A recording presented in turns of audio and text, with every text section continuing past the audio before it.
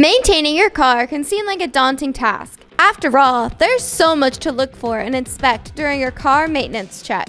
However, by performing routine car maintenance, you can save yourself some big bucks down the line and even extend the life of your car. Before we dive in, be sure to like, share, and subscribe to our channel. When shopping for a new car, you should always take into account if the car is reliable. However, if you're purchasing a used car, then it's best to opt for a newer model. Also, pay attention to where you park. During those sunny days, you'll want to park under some shade if you're out and about. And when you go home at the end of work, try to make some space in your garage to park. This will help preserve the paint on your car, and you won't have to deal with a new paint job. Also, you can try to drive less. This will allow you to go longer in between auto services, and try to carpool with friends and family when you can. Certain areas of your car are prone to get damaged easier. So next time you visit our dealership, ask for a clear plastic guard that will protect your car from rust and rock chips. Keep an extra set of wheels in your garage and trunk. Keeping a different set of seasonal tires in your garage allows your tires to last longer. When winter comes, you can just switch it out and save your all-purpose tires for when winter is over.